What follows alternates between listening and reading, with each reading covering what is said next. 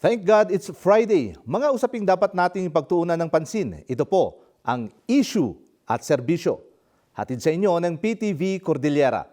Mga ka-issue, tunay na natatangi at napakayaman po ng kultura at tradisyon dito sa lungsod ng Baguio. Buhay na buhay ito sa pang-araw-araw na pamumuhay ng mga lokal.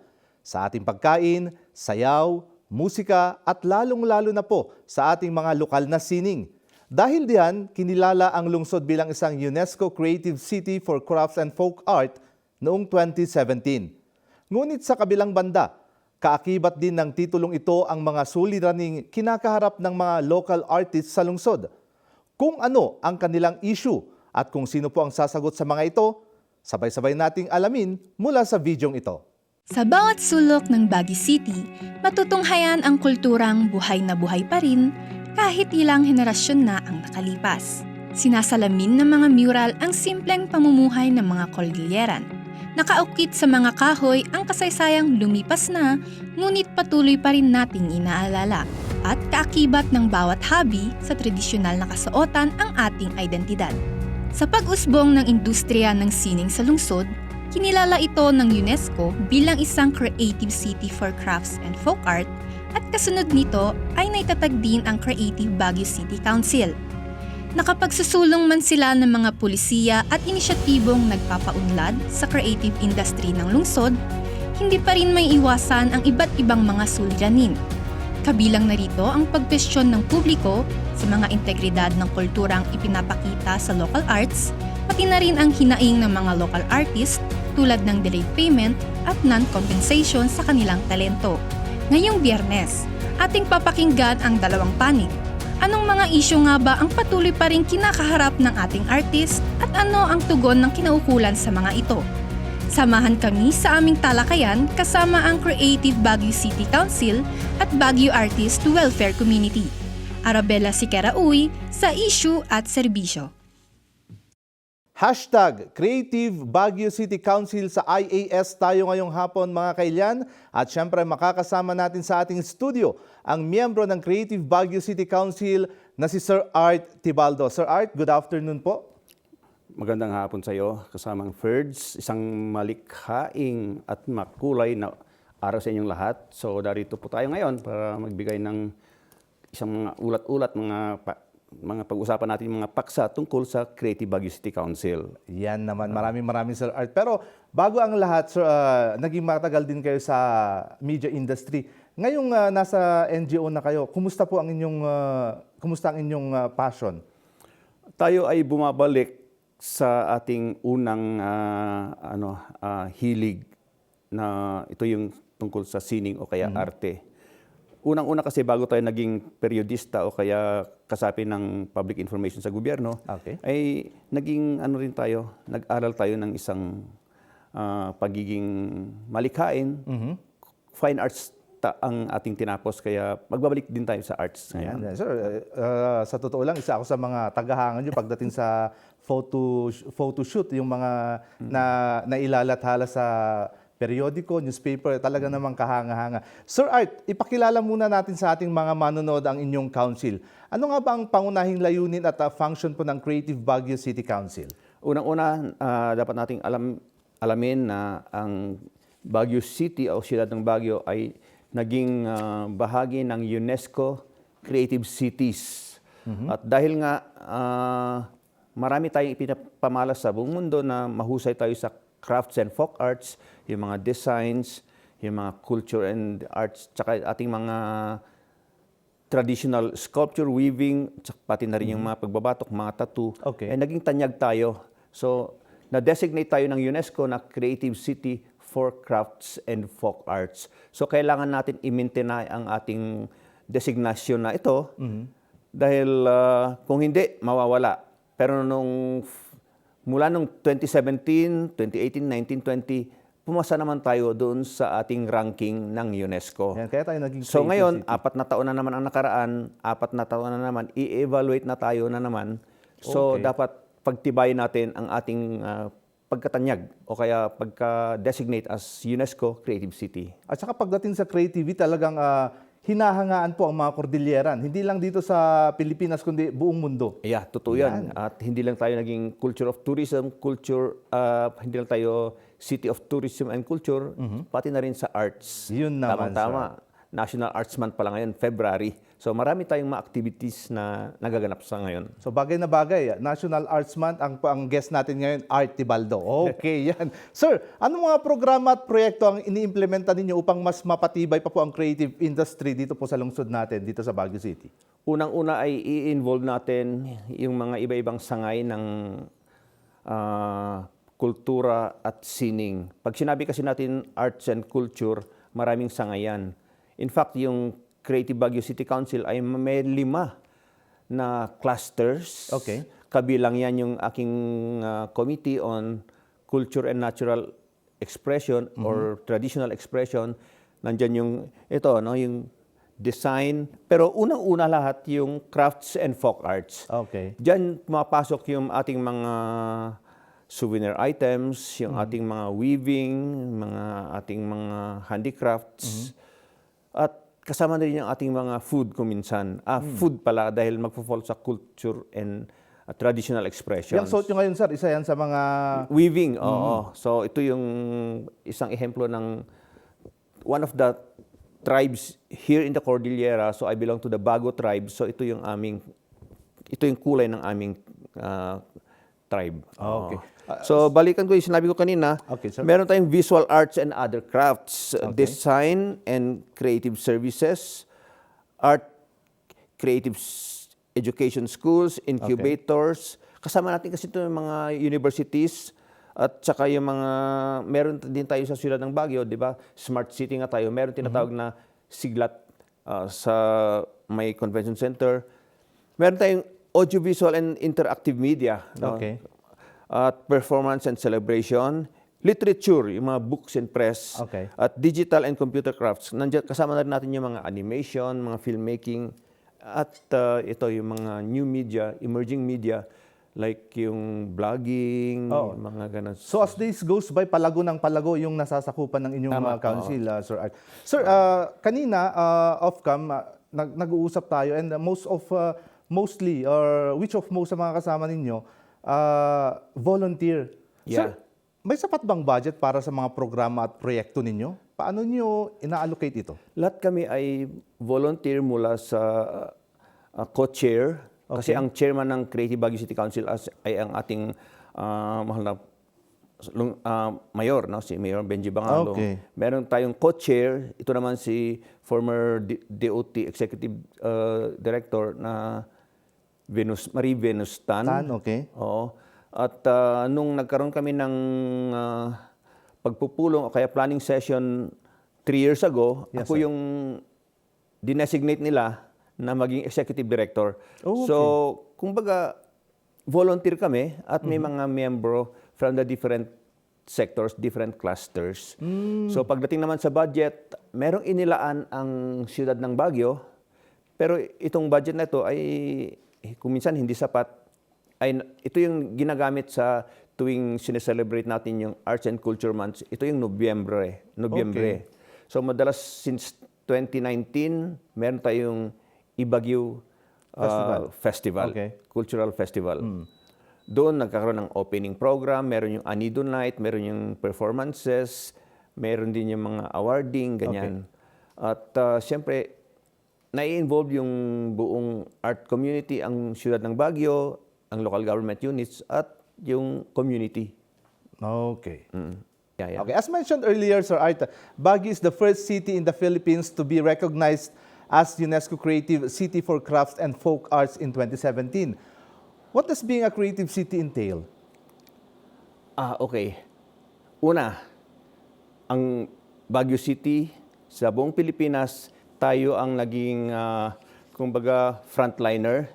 Tayo ang pinakauna at sumunod yung mga ibang siyudad gaya halimbawa ng Cebu. Okay. Naging creative city sila ng UNESCO for design. Okay, sumunod din naman yung Iloilo for gastronomy. Pagkain. Sir, come again? Gastronomy, Iloilo. Okay. Food, pagdating kasi sa gastronomy, food, yung kanilang mga Parang yun yung mga traditional o kaya yung mga sikat nilang pagkain. mga dishes, cuisines. Doon yata nagmula ang inasal, yung mga ganon. Okay. At hindi lang yon, mayroon pang isang syudad na sumunod naman after Bacolod, After Iloilo, after Iloilo, Dumaguete. Dumaguete City. Naging Ano naman creative yung city kanila, naman sila sir? for literature. Literature naman sila sa Literature. Dumaguete City. Oh, at pinakahuli, ito, Quezon City. Okay, ano sa kanila, sir? Na-designate siya ng UNESCO as Creative City for Film. Pag Oh, sinabing for film, cinema. Okay. Dahil sa ating Quezon City, nandyan yung marami na tayong mga studios before. Yes, sir. At dyan din na rin yung mga laboratory noon. Okay, nandyan na rin yung dyan na rin nagsimula yung MOEL Fund. At ako ay naging member rin ng MOEL Fund. Okay. Ano yung MOEL Fund, sir? Movie Workers Welfare Foundation. Okay. Ito yung tumutulong sa mga cinematographers, cameraman, stuntmen, para mabigyan ng scholarship yung kanilang mga anak at makatulong din sa industriya ng pelikula. Yun naman. Pero never pa kayong naging actor sa mga pelikula Hindi. ginawa niyo? Naging independent filmmaker lang tayo. Oh.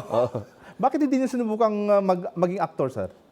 Hindi natin. Naging newsman tayo dahil mahilig tayo sa totoong pangyayari. Naging documentation tayo dahil sa photography. So, documentary filmmaker tayo. Mas nandun yung puso ninyo. Okay. On the contrary, Sir Art, ayon naman sa UN Quality of Life Initiative website, despite its recognition as a creative city, nakapagtala lamang ng 33.9% sa culture and recreation domain ang lungsod ng Baguio. Anong implikasyon ng datos na ito at paano natin ito patataasin? Tataas po yan. Nalilituan kasi yung ating mga gumagawa ng mga data dahil na-associate tayo sa tourism. Okay. Pero parang magkapatid yan yung promotion ng culture and tourism. Una, tumataas na rin tayo dahil alam mo, meron na rin tayong College of Fine Arts dyan sa University of the Philippines, Okay. Baguio. At marami na rin tayong mga organizations na mga creative artists. Tama. Oo. So nagsimula yan noon sa mga Tahong Bundok, Baguio, yung mga Baguio Arts Guild. Yes, sir. Dumadami na sila ngayon. Meron sa Session Road na nga lang, may mga ibang group na yan. Meron yung mga Ala Azotea Group, may mga Ililikha Group, meron mga sa Wood Carving Village, may mga craftsmen at kung na rin yan. So, doon naman sa Dakong Tamawan, marami na rin. Siyempre, Tamawan Village, yan. So siguro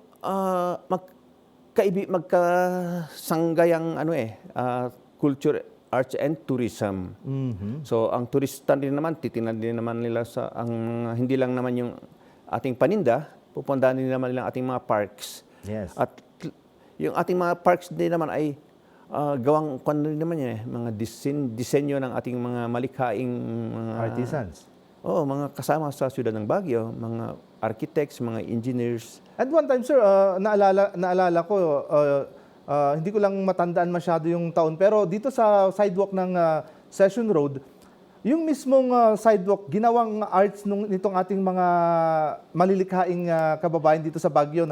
Nandun sa sidewalk yung design, and napakaganda yung impact niya noon. Naging lumabas yun dahil marami kasing bako-bako yung Session Road. So, minanais ng mga kasamahan namin ng mga artist na i-tile kaya natin to. So, gumamit sila ng mga bitak-bitak na mga tile para Crazy cut. Yung mga crazy cut para walang matatapilok. Oo. So, dumaan na tayo sa mga yugtong yun. Oo. Napaganda naman na sidewalk. So, inayos naman. So, nawala uli. Pero yan ang ibig sabihin na pagkamalikhain ng ating mga kababayan. Lalong-lalo na yung mga taga-Baguio. Pero paano ninyo ginagawang inklusibo, Sir Art, yung paggawa ng mga polisiya sa lokal and indigenous artists dito sa Baguio City? Well, tuwing may mga activities tayo, nag-encourage tayo na sumanggunis, lumahok yung mga nagnanais makilahok sa amin. At pinopromote na rin natin isinasama na rin natin yung blessed area. Like, itong gustong sabihin na ang Creative Baguio City Council, bagamat may Baguio na pangalan doon, ay inclusive na rin ang blessed area.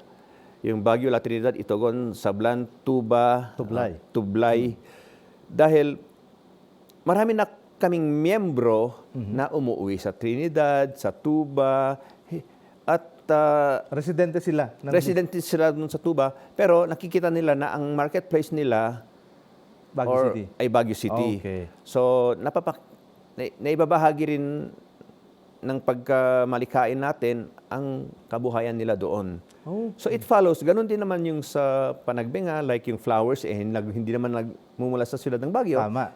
Nagmumula sa creative, sa mga karating po natin. Okay. Does your council also monitor the performance of our local artists, Sir Art? Kinukumusta nyo ba kung patuloy pa sila sa paglikha at kung ano ang estado ng kanilang pamumuhay sa ngayon? Isa rin yan sa mga gusto nating gawin. Okay. So siguro magdadagdag pa tayo ng mga mekanismo para ma-monitor talaga natin yan. Pero may mga indicators na kasi tayong nasasagap. Like yung mga raw materials, like yung mga export, mga nag-e-export, ito nakakabenta ito. Namomonitor natin through social media, through kasi yung market, nakakatulong talaga yung image natin as creative city. At marami na nagre-reach out, marami nang pumupunta dito na bumibili. Umaangat kasi ang halimbawa yung status ng isang artista, taga Baguio pala, mahusay ang mga taga Baguio. Ganito pala yan. Ang isang ehemplo ko, bagitin ko na yung pangalan, isang miyembro din natin sa Crafts, si Clinton Aniversario. Siya rin yung gumagawa ng mga sculpture, photography, mahusay siya. Pero yung meron siyang studio dyan sa may Marcos Highway. Okay. Outside of, nasa boundary ng Baguio at saka Tuba. Ng Tuba at saka Pugo La Union. So, dinadayo na rin siya. Maraming dyan, maraming mga craftsmen dyan sa part na yan. Yan. Okay. So, yung baseline o kaya datos, lalabas at lalabas yan na palagay ko kung if ever may data, paangat yan. At maganda pag minomonitor ninyo yung mga kasama ninyo dahil pag may nakita kayong kasamahan na medyo naiiwanan, pwede ninyong tulungan paangat. Totoo yun. Okay. At lumalabas na itong artist na ito, nag-create ng grupo, may mga miyembro pala siya. Nakikita natin ito dahil sa mga art exhibits nga lang. Okay? Isa pa, marami na rin tayong mga partners ng mga hotels and resorts, restaurants na tumatanggap na rin ng mga art Obra. displays, Okay. exhibits o kaya mga obra ng mga artists. So, nasimulan yan 2 years ago, yung creative food crawl. Okay. Sa restaurant naman yan and hotels. So, yung mga meron silang mga lobby, nagiging misto lang gallery na rin yan. Siyempre, nung una, nandyan yung mga hotel sa Janhay na high-end yung kanilang mga market. Ngayon din naman, may mga middle class, pwede naman sa mga hotels at nakakabenta rin naman. Yun ang magandang balita, nakakabenta rin naman yung ating Parang kanyan, 2 birds in 1 stone. Habang yung bisita, yung turista, kumain sa masarap na restaurant, makikita pa niya yung magagandang obra ng ating mga artisans. Ganon din sa mga crafters, mga entrepreneurs. Okay. Kuminsan sila na rin ang kinokontak actually ng mga ating establishments na hotels para mag-display. Mag-display kayo dito. Meron kaming big event. Marami nang nangyayari lang na hindi lang dyan sa mga big hotels. Napakagandang balita niyan para sa ating mga artisan dito sa Lungsod Sir Art. Mga ka-issue, sa pagbabalik po ng ating programa, tatalakayin naman po natin ang tugon ng Creative Baguio City Council sa mga suliraning patuloy pong kinakaharap ng mga local artists dito sa Baguio City. Kaya dyan lang po kayo, magbabalik pa ang issue at serbisyo.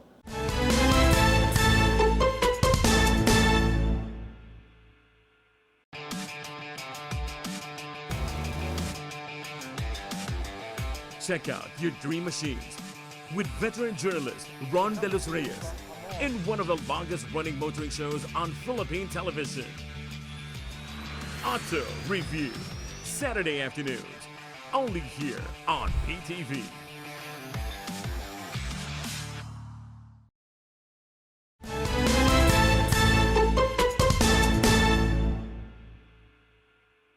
Kailan kayo ay nakatutok pa rin po sa issue at serbisyo? Hashtag Creative Baguio City Council sa IAS pa rin tayo. At syempre kasama pa rin natin sa ating talakayan. Walang iba si Sir Art Tibaldo, miyembro po ng nasabing council. Tuloy-tuloy po tayo mga ka-issue. Sir Art, sa pagpapatuloy ng ating talakayan, paano ninyo ipaprioritize po ang development ng arts sa Baguio City without necessarily aligning it to tourism? Well, of course, we have to understand what the artists need, ano yung kailangan ng mga creative sectors natin. Okay. Mula dun sa nabanggit ko na mga 8, Okay. sa pagkain, sa gastronomy, sa design, sa literature, sa media arts, Film. dun sa committee ko on crafts and culture and traditional expressions. Okay. So, ginawa namin yan noon, planning session, ano yung mga kailangan. Unang-una is, siyempre, hindi na namin problema yung recognition. Ang mga issue ay, paano natin maimamarket yung mga produkto. Doon na tayo, nagsimula na natin na natugunan yan nung past 2 years. So, nakipag-tie up tayo. Alam mo, meron tayong mga activities sa dakong National Capital Region, na bumababa ang ating mga crafters, artists, artisans. Sa NCR. So instead na dito sila nagbebenta, nag-i-exhibit sa Manila. So nakapagkuha na rin tayo sa Manila Peninsula. Nagdala na rin tayo ng mga ano. At hindi lang yon, nag-benchmarking din yung mga kasama namin. Na ang benchmarking kasi parang ma-expose sila dun sa mga ibang produkto. Yes, sir. Mula sa iba-ibang rehiyon Okay. na tinatangkilik ng mga class ABC na crowds o kaya yung mga high-end. So, ganyan pala yung mga high-end. So, dapat iangat din natin yung ating mga uri ng mga disenyo. Pwede palang pagsamahin itong makabago at makaluma sa isang pananamit. Yung mga ganon. So, kumbaga, i-broaden namin yung kanilang mga mindset o kaya yung mga, yung imagination. Para Sir, makapag-create pa sila ng mas maganda. nagpapauso tayo ng alam nating magiging yung magugustuhan nila. In the same manner na nag-oobserba din sila Okay. ng ano. Kasi dyan, mga creative, mga talented, saka mga creative people kasi, pag kami nakakita ng isang bagay, merong lumalabas na pangatlong idea sa kaisipan niya yung Lumalabas yung bumbilya. bumbilya, saka tawag ko doon is Eureka effect. Okay. Eureka! Yung mga ganon. So doon yung isa sa mga programa na isinasagawa ng Creative Baguio City Council. Benchmarking, exposing our creatives to other regions, other areas, and widening their horizon. Ganito pala ganito pala yung marketing and promotion. So dati, nung una, meron lang silang calling card. Hindi lang yon, dapat may brochure ka, may flyer ka. Okay. Dapat meron ka na rin sa YouTube, meron ka na rin, anong tawag doon, yung mga vlogger, o kaya yung mga, gagamitin mo na rin yung Social media platform. social media Yeah. platform. Tama yon. So, yun, ang isa sa mga kuha namin. Ang end result niyan ay aangat itong sinasabi natin na creative industry. Sir Art, sa ibang usapin naman po tayo. Ipinagbawal ang subversive art and performance dyan po sa may Session Road tuwing linggo. Para sa kaalaman lang po ng lahat, paano masasabi ng isang art o performance ay subversive? Hindi na kasi kagaya noon eh. Ang alam ko dahil, siyempre, estudyante ako ng 70s, 80s, ano talaga yan? Bawal yung mga ibagsak, yung mga ganyan. Okay. Bawal yung mga yan. Pero sa ngayon kasi nagiging ano na rin tayo, nagiging modern, nagiging ano. Na-impluensya na tayo ng modernong panahon, kumbaga. Oo. Marami namang ano, siguro yung pati nga pulis, pinagbabawal nila yung replika ng baris na yung cosplayer. Okay. Yung cosplayer, wag mo lang gayahin yung SWAT, eksaktong uniforme ng SWAT o Army o Police. So, kailangan mong baguhin. Hindi eksakto. Hindi ko lang kung subversive doon, pero meron kasing ano yun Republic Act doon sa mga yung may batas tayo paggamit ng military. Okay. Kaya yung mga uniforms ng mga armed personnel. So hindi basta-basta rin doon. So siguro, before kasi, hindi ko na nakikita yung mga gumagamit ng ganyan sa Session Road. So siguro yun yung sinabing pinagbabawal na. Okay. So depende pa rin sa klase-klase ng pagreplika or paggaya. At saka, bawat syudad may mga kanya-kanilang ordinansya. Okay. So, national ordinance din kasi yung paggamit ng camouflage ng mga military, hindi dapat sinusunod Ang alam ko yun. rin, bawal yan talaga Oo, bawal ever since. Naalala ko, when I was still in high school, meron akong ganyang suot. Uso-uso sa amin noon eh. Oo. And then, hindi naman sa hinuli or nasita, napagsabihan ako ng isang uniform personnel na sinabi niya bawal yan. So mula na hindi ko na sinuot. Naging nasa bahay na lang. Pagdating naman sa mga graffiti at saka vandalism, kasi dito sa Baguio, nauso yung mga murals. Yes, sir. Okay. Yung pag sinabing mural, artistic yan. Okay, tama. May yan, kung minsan may pahintulot yan, may sponsor pa nga yan. Suportado pa ng local government Oo. minsan. Pero kung ikaw sabihin mo na artist ka, magpipinta ka ng gabi, tapos gagawa ka ng mga doon sa unauthorized places, lalo na sa private places o kaya government facilities, bawal talaga yon. So, alam siguro natin ng ano ang vandalism at saka sa graffiti art. Okay. In fact, doon sa may ukayan dyan sa may Session Road, in-encourage nga namin yung mga, hinikayat natin yung mga graffiti artist na, ito yung mga pwede niyong gamitin. May sponsor pa na magbigay ng spray paint. Okay. Nangyari din naman. Kaso nga lang, pagka pagbukas na ng mga store, umaangat na yung mga yung mga gate. So, hindi mo na ma-appreciate. Makikita. Dahil sa mga naka-close na lang nandun. Makikita mo lang pag sarado yung pwesto. Sarado, oo. Which is gabi lang. Gabi hanggang before 8 pag nagbukas yung mga stores. Sir Art, ayon sa ilang local artists, ang pagban ng mga ganitong sining ay isang uri po ng censorship at nalalabag din nito ang kanilang freedom of expression. Anong masasabi niyo tungkol dito? Dahil naging periodista din ako, no? Kailangan naman ng permisyo ng isang halimbawa magpo-protest, yung burning of effigies. Okay. Gumawa ka ng sculpture halimbawa ng isang presidente. Tapos susunugin mo sa Public. sa plaza. Oo. Bawal 'yon. Okay. Dapat may permiso 'yon. Unang-una, environmental law, bawal ang magsunog. Tama. So yung pagbo-burn ng effigies, tapos susunugin mo, o kaya gagawa ka ng mga bawal naman yon. Okay. Ano pa nga yung mga gusto mong tanungin? Marami pang reklamo, sir. Isa pa po sa inirereklamo, ayon dito sa nag-text sa atin, ng local artists and performers dito po sa Baguio ay ang delayed o non-compensation sa kanila. Bakit po nangyayari ito going forward? Paano niyo ito tutugunan? Mukhang lumabas na issue yan. Oo. Issue at serbisyo nga talaga tayo. No? Ang serbisyo naman dyan ay pinaringgan na ng ating budget office, treasurer's office, at ating mga representante ng konseho.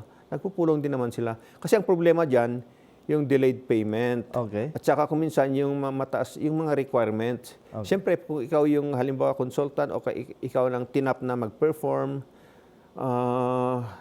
kailangan din naman may resume ka kasi requirement yan ng COA.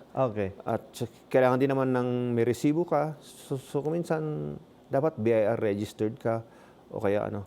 O kasi, nga na, paano ka... Ano lang naman yan? Mga administrative requirements or ano. Masasagot ko yan dahil dati kasi akong naging DTI, ako yung media specialist ng DTI. Okay. Sa mga performers, local at artists. saka yung mga entry level na papasok sa magnenegosyo sa government, Okay. creative sector man sila, well, hinihingin kasi yan ng business name registration. Kung minsan BIR registration.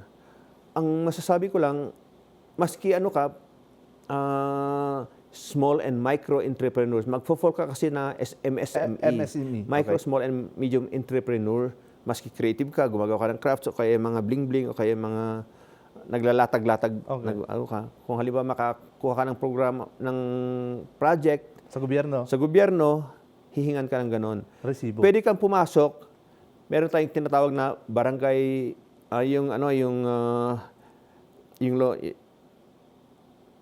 Bambi Law, Barangay Micro Business Enterprise. Bambi Law. Oo. Okay. Bambi.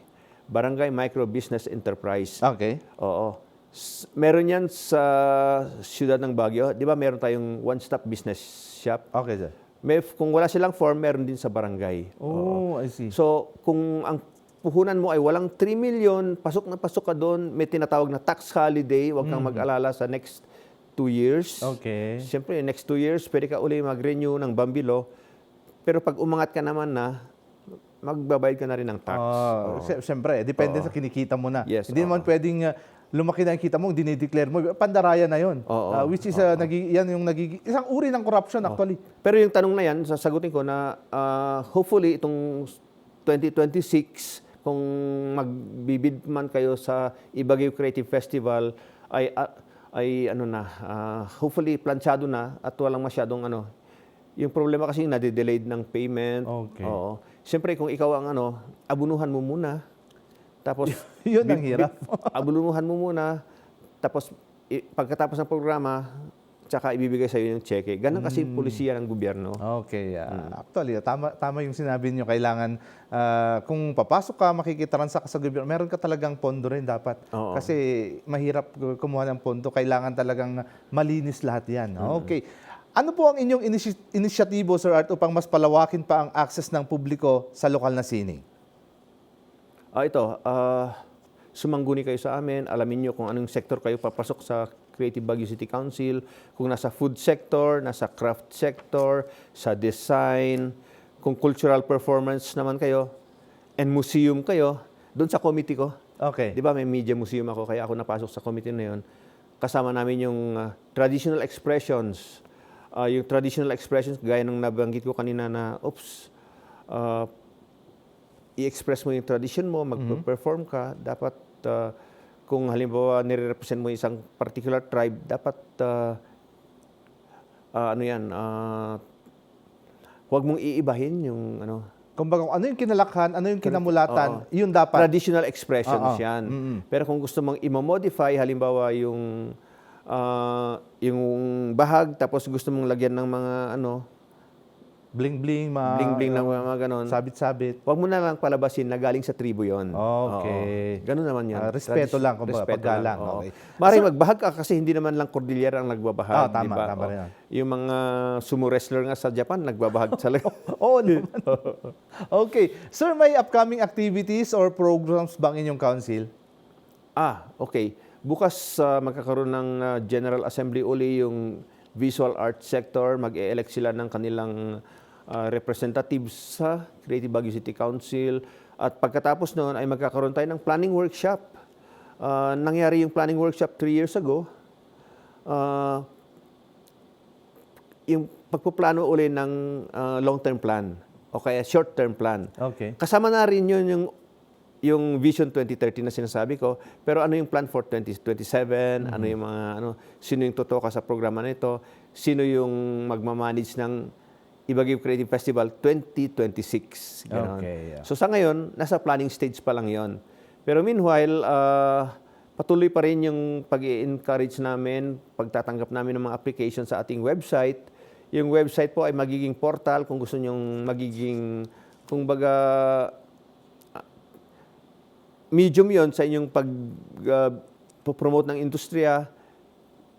Ilalagay nyo doon yung picture nyo, larawan ng mga trabaho ninyo, contact address ninyo, Okay. ano yung presyo. Pero kasi parang parang auction. Okay. Kung halimbawa may gustong bumili sa iyo ng auction yan. Okay. So you bidding, can parang gano'n. the buyer can directly get in touch with you.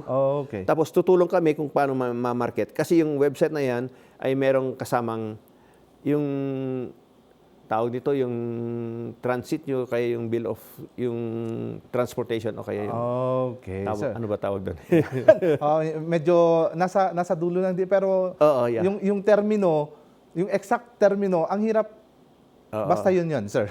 Oo. Okay, Sir Art, ang dami kong natututunan sa inyo, Sir Art. Marami pa sana tayong pag-uusapan, sir, pero syempre, yung oras nga natin, at mamaya makakasama natin isang artist. Pero bago kita payagang humiwalay pansamantala sa akin, Sir Art, gusto kong kunin muna yung pagkakataong ito upang marinig ang inyong commitment para sa mga manonood natin at para sa mga local artists at sa lahat. Okay, sir, the floor is yours. Yeah, maraming salamat sa iyo kasamang Ferds. At ako kasi bilang isang taga Baguio, ngayon na ako po ay retirado na rin, nagtapos na ng paninilbihan sa gobyerno ng 37 years, ako binabahagi ko ang sa aking sarili, ang aking kakayahan na makatulong sa pagpapaunlad ng ating creative industry sector. Bilang miyembro ng Creative Baguio City Council ay minararapat ko na makatulong pa rin sa abot ng aking makakaya. At bilang isang alagad ng sining, artist, pintor, photographer, lahat na kaya kong gawin ay ibinabahagi ko. At yung nasabi ko kanina na Vision 2030, kung maaaring dagdagan ko pa ng Vision 2040. Yun na. Hanggat kakaya natin. Okay, maraming salamat, Sir Art. At syempre, handa ka na ba, sir? Yeah. Okay. Mga ka-issue, mamaya po ay isang local artist naman ang makakasama natin upang matalakay ang kanilang mga hinaing. Abangan po ang lahat ng yan sa pagbabalik ng Issue at Serbisyo.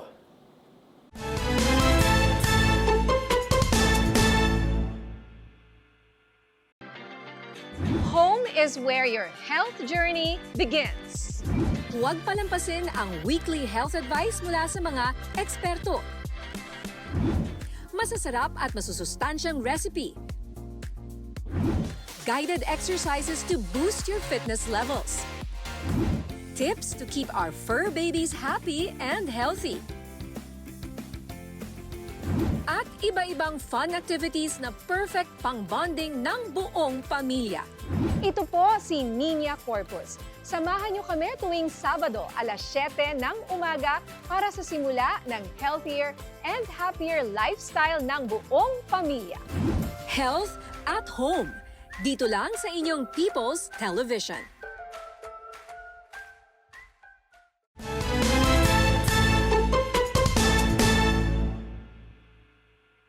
Kailan kayo ay nakatutok pa rin po dito sa issue at serbisyo. Hashtag Baguio Artist Welfare Community sa IAS naman po tayo ngayon. At sa puntong ito ay makakasama natin ang mga kinatawan ng nasabing grupo na sina Miss Jessica Ladines Mirandilla at Sir Riz Luke Aquino. Don't forget to like and subscribe to our official Facebook page and YouTube channel at PTV Cordillera to stay updated po on our episodes na napapanood tuwing Biyernes po ng hapon. And syempre, good afternoon, Ma'am Jess and Sir Riz. Welcome po sa Issue at Serbisyo. Good afternoon po, sir, and thank you so much for the invitation. Ayun naman. So, kumusta naman kayo ngayong hapon? Unahin ko siguro si Ma'am Jess. How do you feel? First time niyo po ba sa ganitong sitwasyon? Yes, sir. Actually, it's my first TV interview, so medyo kabado, pero at least nagpakita pa rin para sa bayan, para sa artists. And of course, Sir Riz, how are you? Actually, kakagaling ko ng biyahe. So, I'm running on very little sleep. Pero, kailangan kasi natin itong pag-usapan. Yun naman at maraming salamat sa inyo pong pagpapaunlak. Umpisahan natin, sir. Kanina, naging nauna sa inyo si Sir Artibaldo, no? Sir Riz and Ma'am Jessica, or Ma'am Jessica, right? Opo. Okay. Anong uri ng sining ang ginagawa po ninyo at ano ang inspirasyon ninyo sa paggawa nito? Siguro, unahin na natin si Miss Jessica. Musician po ako. Isa Okay. po akong pianist and singer. I'm also a musical director, composer, and arranger. Yun naman. So, marami po akong groups. I have a band, the Cortado Band, na nagpe-play sa mga local events dito sa Baguio. Kaya actually familiar kayo sa akin eh. Hindi ko lang matandaan kung saan event ko kayo nakita, pero familiar kayo talaga. Siguro po sa mga kasal, corporate Ay, events. pwede. or City Opo. events, yeah. City events. And Okay. then I also have a choir, Vox Fidelis. Nagsiserve po kami sa Baguio Cathedral. Oh, I think doon ko kayo nakita sa Siguro Baguio po. Cathedral. Because nag-work din po ako sa isang radio station doon before ako na-hire dito sa PTV. Doon siguro. And how about you, Sir Riz? Ako po, isa rin po ako musician primarily. Pero dito po sa Baguio, madami po akong ginagawa. Hindi lang bilang musician, bilang music director, may choirs din po ako, may band, brass bands na nire-represent. Ako din po ay isang fiber artist. So, knitter po. Meron po akong yarn shop dito sa Baguio na kung saan ko pinapatuloy yung craft ko kasama nung aking business partner. So, bali ito po yung mga aking gawa. So sariling gawa yung suot ninyo ngayon. Napakaganda. Actually, kanina pa ako naingit. Lalo na ngayong malamig, pag malamig yung panahon. Okay, and of course, musician pala kayong pareho. So hindi tayo nagkakalayo actually. Mahilig din ako sa music. Yung music lang ang medyo hindi mahilig sa akin. Tuloy po tayo, sir. Pinapangiti ko lang kayo para medyo mawala yung kaba. Si Ma'am Jess kasi medyo kanina pa siya kinakabahan. Okay. Kaugnay nga, si Sir Riz muna, ma'am. I'll get back to you. Sige. Sir Riz, kaugnay niyan, can you introduce to us the Baguio Artist Welfare Community? Paano ba ito nabuo or paano nabuo ang grupong ito at ano po yung mga functions ninyo? Okay. The Baguio Artists Welfare Community, nabuo siya actually as a group chat lang siya nag-start. And at the moment, hindi pa kami tuluyang formal na organisasyon, pero nagpapatuloy pa rin kami sa mga efforts on parang grievances of like voicing out grievances of fellow artists in Baguio. Nagsimula lang itong nabuo after ng Ibag-iw 2025. So last year lang? Last year lang po. Last Ito year na, lang siya. nag-umpisa po kasi ito because of yung destruction of the mural by Angelo Aurelio from the convention center. Doon po nag-spark yung group chat na yon. Na parang doon lang po namin napag-usapan kung anong nangyayari hanggang sa nagtipon-tipon na po kami to voice out like growing concerns pala or like lingering concerns of artists. Kasi yung group chat na yun bigla na lang lumaki. Na parang dagdag na lang din kami ng dagdag ng tao. Tapos nalaman namin na madami na palang ganitong pare-parehas na issues ang nararamdaman ng mga artists and creative sectors ng Baguio regarding a lot of the issues on pay, on organization.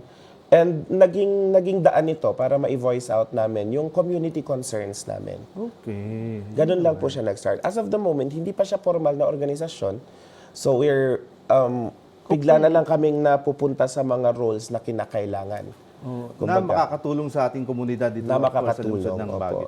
So yung grupo ninyo, parang outing lang siya. Na pag plano, hindi natutuloy. Pero pag nandiyan na biglaan, parang ganun. Opo, parang ganun po yung nangyari. Ang galing nung simula ng inyong grupo. Kudos po sa mga artists ng Baguio kasi truly ang mga artists ng Baguio napaka-creative. Okay. Ganun lang po siya as in. Ang gusto lang naman namin mangyari nun, magba-bonfire lang kami after Ibag-iw, during the Ibag-iw closing. Tapos ang nangyari, naging protesta para sa mga concerns ng mga alagad ng sinig ng bayan. Tama, okay. So, Yun lang. blessing in disguise. Parang ganun yan. No? Okay. Yet Tuloy to be tayo, sir. Unahin ko siguro sa tanong na ito si Miss Jess. Sige po. Ma'am, as an artist and representative po ng Bausi, ano naman ang masasabi ninyong kontribusyon o partisipasyon ninyo sa creative scene dito po sa lungsod ng Baguio? Ano po, tulad po dun sa sinabi ni Riz na na nag-start kami sa maliit na grupo, sa isang group chat lamang. Ang ginawa namin yung informal conversation namin into something formal. Okay. So what we did was, nagkaroon kami ng grievance reports. So gumawa kami ng mga Google Forms kung saan nangolekta kami ng grievances ng mga artists. And then itong reports na ito, dinocument namin. Tapos nagkaroon kami ng statistics kung ano ba yung number one na problema ng mga artists dito sa lungsod natin. Okay. And then from that statistics, nagkaroon kami ng petition for structural reform. And then after that, nag-initiate kami ng dialogue with our government. So kumbaga, LGU, local LGU. yes. Okay. So kumbaga yung Bausi is a support system for the artists where they can feel safe in raising their concerns, and andito kami to document them and to forward them to the appropriate offices. Before we continue, Ma'am Jess, yung BAUSI acronym, Yes po, and BAUSI stands for? Baguio Artists Welfare Community. Yan, para lang maliwanag sa ating mga... Meron kasing... Yung isa kasi na popular is VAUSI, Yes. which is violence against women naman yon. Baka mamaya mapagkamalan ng ating mga televiewers, ganun ba yan? Actually, it was meant to be a pun talaga. Oh. It was really meant to be a pun kasi nga kadalasan nararamdaman ng a lot of the people in artists in Baguio creative sector in particular na we are being taken advantage of somehow. May mga ganong concerns kasi. Okay. Kaya parang yung moniker na yan na BAUSI, standing for Baguio Artists Welfare Community, is a pun on VAUSI also. Kasi parang Oo nga, Yeah. no? Medyo Ang pagkakaiba lang nun, ay yung isang BAUSI sa inyo, B, Opo. Yes Baguio po, yes Artist. po. And sa VAUSI, violence against naman yun. women. Okay. So, pagkatapos kay Ma'am Jess, how about you naman, Sir Riz? Kanina ay nakasama natin si Sir Art Tibaldo from the Creative Baguio City Council. Kaugnay niyan, can you tell us your thoughts on the revitalization of the said council? Yeah. CBCC on the revitalization, actually, sobrang dami pa pong kailangang ayusin talaga. And the revitalization process is actually super akma sa nangyayari ngayon. Kasi nga, since nag-raise na kami ng mga concerns, and napakinggan naman kami ng mayor's office and like yung mga kinauukulang mga line agencies tulad ng budget and like bids and awards ng Baguio City Hall. Okay. Na napag-usapan lahat ito. And talagang nakita na yung ordinance ng CBCC talaga requires a lot of amendment na hindi pala siya na-amend since its institutionalization nung when was that? Like I think during 2021 I think was the During pandemic? during the pandemic. Na hanggang ngayon hindi pa pala siya na-review, hindi pa siya natitignan. Kaya parang all the while na overlook pala yung mga processes and yung mga yung mga kailangang ayusin pa in that ordinance. So the revitalization comes at a very good time and a crucial time kung saan na-voice out na namin yung mga concerns ng community. Tinaing. And naririnig na din nila. So we have to find the middle ground somehow. Okay. At this moment, madaming proposals ang pumapasok about how it's being revitalized or marirevitalize ba yan or dapat ba siyang maalis or dapat ba magtalaga ng bagong sistema. Ganon ang mga usapan ngayon. Okay, so sige, tuloy-tuloy natin sa iyo, Miss Jess. Sige po. Ano po yung masasabi mo naman about sa pagban ng subversive art tuwing linggo dyan po sa Session Road? Bilang artist, nalilimitahan ba nito ang inyong freedom of expression? Hindi po ako visual artist, but from a creative standpoint, syempre as a musician, hindi ako gumagawa ng music just because I'm happy. Okay. Diba? I make music when I'm sad, I make music when I'm grieving, I make music when I'm angry. Parang ganon. So depende sa feelings? Depende sa mood mo. Sa mood mo, ganon. okay. So, I respectfully disagree with the ban. Okay. Kasi napaka-importante ng artistic expression, freedom of expression. Kasi if we limit art into what is marketable, yung maganda lang tignan, it loses its authenticity. Yes. Okay. So, mas maganda na... Totoo rin yun. Oo, kasi as a creative city, we should recognize all forms of art. Kahit nasa tingin natin, it's challenging or it's uncomfortable to us, it's still art. Tama. Yes. Kahit na sa tingin ng iba is weirdo, it's still a form of art. Oh. Ganyan yung mga ibang artists natin. Talagang akala nila meron siyang, sorry for the word, pero may mga tao kasing makitid yung pag-iisip eh. Akala nila dun sa isang tao, lalo na hindi naman nila alam na artist, ba't yan parang may, alam niyo na siguro yung ibig sabihin. Ang hindi nila alam, yung pag-uugali niyang yun is nakaka-form siya ng creativity sa utak niya dahil isa siyang artist. Pero dahil hindi nakakaintindi yung iba yung sa nakikita nilang galaw niya. So, yun yung isa yun sa mga nagiging problema ng artist dahil minsan nadidiscriminate sila dahil sa ganung pag-uugali. Okay, tuloy-tuloy po tayo para sa inyong dalawa naman tong question na to. Sang-ayon ba kayo na nagiging tourism-led na ang arts dito sa lungsod sa halip na culture-led. Bilang artist, ano po sa tingin ninyo ang dapat na gawin upang mabalanse po ito? So unahin ko ngayon si Sir Riz naman. Ang tingin ko, para mabalanse ito, dapat in constant dialogue. In constant dialogue ang tourism natin sa mga culture bearers, sa mga alagad ng sining, sa mga creative people dito sa Baguio. Okay. Para makita kung ano yung mga pangangailangan pa. It has to be an open dialogue talaga. Kasi kung pili lang ng pili si tourism, edi talagang magiging tokenistic ang approach ng ating tourism. Dahil sila ang nagdedesisyon kung alin ang maganda, kung alin ang dapat makita. Which is like, hindi naman dapat ganun ang art, hindi dapat ganun ang culture. Hindi dapat pinipili lang. Hindi dapat pinipili Okay. lang. How about you, Miss Jess? So, recognized tayo as one of the UNESCO Creative Creative Cities Network. Pero ironically, early this year, nagkaroon tayo ng UN Habitat Okay. report.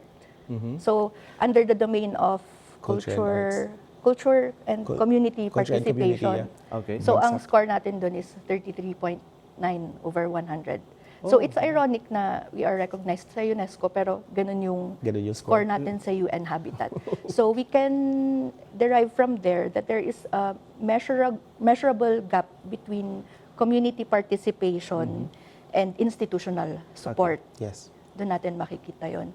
So, in order to balance this, for me, I believe dapat tayong magkaroon ng solid na governance structure. Like Yes. what I said a while back, mas maganda na ang creative community natin, our creative council should be practitioner-led. Kasi kung practitioner ang nag-lead, they know the work. Yes. Maiintindihan nila. Maiintindihan Okay. nila. So, hindi lang siya in tourism optics kung ano lang yung maganda, kung ano lang yung makakabenta sa mga turista. Okay. Totoo rin yan, no? Para mabalanse siya. Okay. Very well said. Nax. Okay. At least, nag-enjoy ba kayo? Opo, Okay, medyo sige. nawala na yung kaba ko. Bukod naman sa delayed at kawalan ng kompensasyon sa inyong talento bilang artist, ano pa ang mga isyong kinakaharap ninyo dito sa lungsod natin ngayon? Unahin ko naman ngayon siguro si Miss Jess. Aside from the delayed payments or non-payment, isa po sa nakikita kong problem is the infrastructure.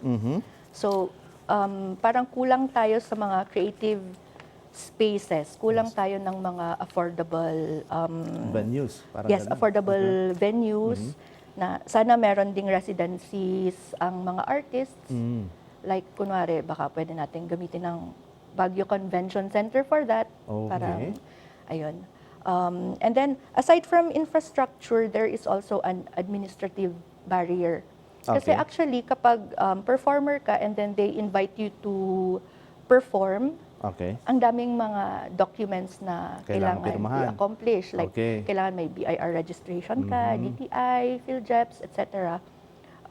Nagiging intimidating siya for a lot of artists. Kaya Mga parang, up and coming. oo, parang yun yung nagiging... Humihina yung loob nila. Yes. Humihina yung loob nila, lumiliit yung Tingin sa participation. sarili. I mean, Okay. yung participation kasi nai-intimidate sila sa volume ng mga paperwork. Okay. So with this, sana kapalit ng mga paperworks na pinapagawa sa artists, why not reward them with incentives? Kunwari, nag-pass naman na sila ng papers, why not give them stipends, grants, or long-term funding for our cultural workers, ganon.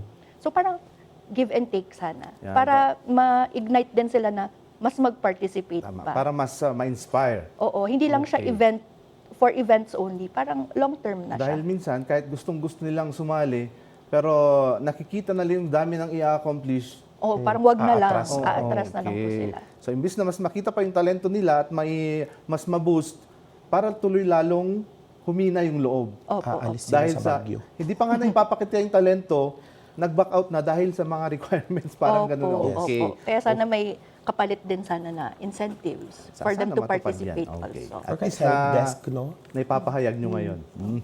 For Sir Riz naman, can you say that local artists in Baguio can make a decent living through art?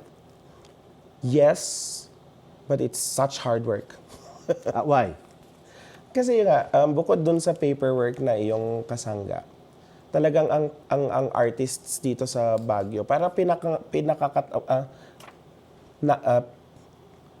parang pinaninindigan nila yung words na starving artist dito sa Baguio. Sa Baguio, totoo yun. Sa Baguio, totoo yun. Decent living, pero parang siguro mga 60 hours a week ka magtatrabaho. Medyo yun. Mababa ang rate dito sa Baguio for musicians. Siguro kung ang pinakakikita lang dito, event organizers. Yun ang medyo mas malalaki. Sa tingin mo, Sir Riz, yan ba yung isang dahilan kaya minsan yung ating mga talented artist mas gusto pang mag-perform sa ibang lugar? Yes. Ako, I for one, kakagaling ko ng Candon at Vegan to perform and to perform bilang isang pianist, and dinala ko dun yung choir ko for a competition. Nakita namin talaga kung gaano ka-effort, kung gaano kalakas ang support ng local government sa mga ganitong klaseng events. Sobrang ayos lahat ng pamamalakad. I mean, ang hirap hindi mag-compare kasi. Yun yung nagkakaroon ng comparison tuloy dito sa atin kasi at sa mga kami, pinupuntahan kapag ninyo. pumupunta kami sa ibang lugar, sobrang bilis ng bayad, ang ayos ng accommodations namin. Kumbaga, halos wala kaming gagastusin personally para makapunta kami sa mga lugar na ito. Well-treated, kumbaga. Well-treated po kami. Samantalang dito sa atin, tsaka mainit ang pagtanggap nila. Samantalang dito Sa parang, atin, may room oh my pa for gosh. improvement. Oo, dito talaga parang starving artist yan. okay, yun naman. Medyo nakakadismaya lang kasi syempre mahal na mahal namin ang Baguio. Pero hopefully, ma-address lahat yan. Sana. Okay. For Yun ang Ma'am goal. Jess naman, naipahayag niyo ba ang concerns niyo sa mga kinauukulan at napakinggan ba at natugunan ang mga suliraning ito? Nagkaroon na kayo ng time na makausap sila? Yes po. Tulad po ng sinabi ko kanina, nag-initiate kami ng dialogue with the LGU. So Kailan yan? Nung December yung first. yung December yung first and then January, yung pangalawa. Okay, so ano resulta? So yung pinakaunang dialogue po namin It's about the petition. was right after the petition and the grievance reports. So doon na po namin diniscuss with Mayor and yung sino bang kasama natin? CBCC. CBCC. Doon namin na-discuss With the kung CBCC ang namumuno ng CBCC is si Sila Ma'am Mayor Venus-Tan. Ma'am Venus-Tan. Si Ma'am Mayor pa rin Venus-Tan, po yeah. ang Okay. chairman natin Mayor sa of CBCC. Chair, yeah.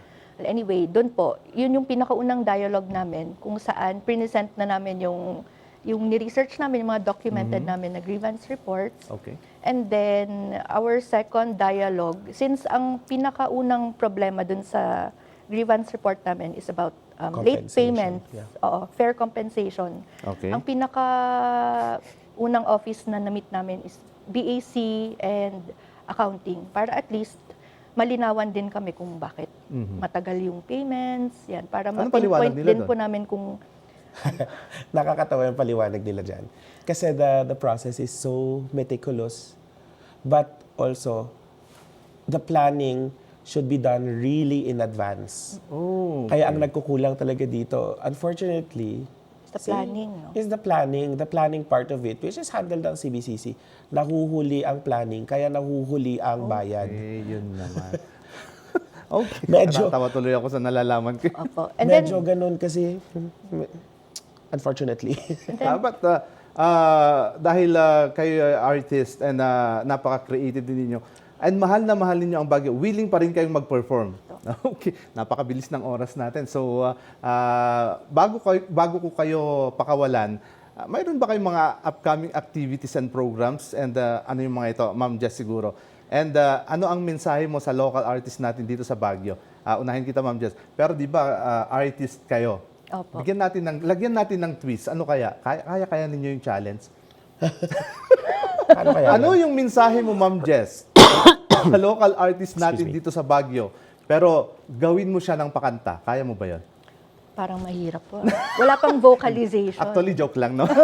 Wala pa pong vocalization. Joke lang naman. Okay. Ma'am Jess, ano yung mensahe mo sa local artist natin dito sa Baguio? Ang mensahe ko sa local artists natin, wag mo sabihin, artist lang ako.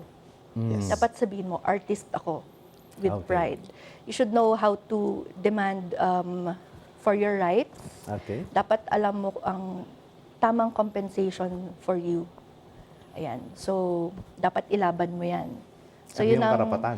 yung iyong karapatan, tsaka kung ano yung deserve mo. Okay. Yun ang message ko for the artists. Naalala ko kasi, kasi magka-high school kami ni Ate Jess. Yes.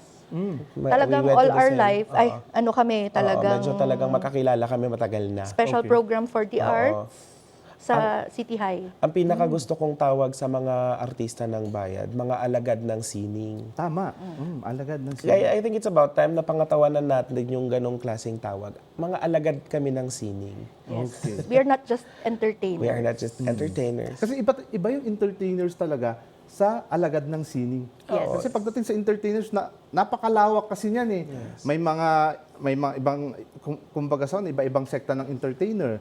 Hindi natin alam kung alin doon yung talagang pakikinabangan or yung magbe-benefit lang sila as an entertainer, di ba? I mean, that's not to say that entertainers are not alagad na part of the industry. But As they bilang are. alagad, they are. Pero kapag kasi ikaw mismo pinangatawanan mo yung alagad ng sining, parang, ay, may bearing pala yung ginagawa ko. Yes. May You should be kabuluhan. proud. May Yes, you should be kabuluhan. proud of Yeah. what you do. Okay. The labor we do, that's creative labor. Oo. Tama. Kasi love din namin yan for the city. That's how we show our love. At yun yung napakagandang pakinggan na kahit ganyan yung pinagdadaanan ninyo, love pa rin ninyo yan. Oo naman. Okay. So, ikaw naman, Sir Riz, as a representative of Bausi, ano naman yung mensahe sa pamahalaan at sa publiko? To the local government of Baguio City, artists should be heard. We thank you for hearing us, but I think it is time to make action on behalf of the creatives, the cultural workers, and all the sectoral groups of Baguio and its creative scene. Please support us. Please hear us and make changes that are tangible, na nakikita namin in our infrastructure, in our systems. Kasi mahal namin ang Baguio. Sana masuportahan nyo din kami. Yan, maraming salamat, Sir Riz and Ma'am Jess. And we are hoping na mapakikinggan kayo sa inyong mga hinaing. At huwag kayong mag-alala, makakarating yan dahil itong programa natin laging pinapanood dito ng ating butihing mayor and members of our council. Nanonood sila sa atin. So, makakarating yan. Well, mga ka-issue, nakaukit na sa pagkakakilanlan ng Baguio City ang sining na patuloy na bumubuhay sa ating kultura. Higit pa sa mga pagkilalang natatanggap nito mula sa iba't ibang panig ng mundo, mas mahalaga pong patuloy nating tangkilikin at protektahan ang mga ito. Bukod pa dyan, ibigay din natin sa ating mga local artists ang pagkilala at respetong nararapat po para sa kanilang talento at propesyon. Sila ang mga pintor, manunulat, at iba pang alagad ng sining na sumasalamin at nagbibigay buhay sa ating mga tradisyon. Sa pamamagitan ng kanilang mga obra na ikukwento ang simple ngunit mayamang pamumuhay at paniniwala ng mamamayan na siyang patunay sa pagkamalikhain po ng pinakamamahal nating lungsod ng Baguio. Bueno, maminsan pa'y ingka magyaman papagayam iti ingkay panang tarabay. Iti programa tayo ita amalam ti Biyernes. Aging gamanen iti sumaruno na baraken napnuan kay papanan a diskusyon ditoy issue at serbisyo. Siya po ni Ferdinand Feria na imbag asardam kada kayo amin. Thank you very much, Ma'am Jess. Sir Riz, maraming salamat. Maraming salamat din po.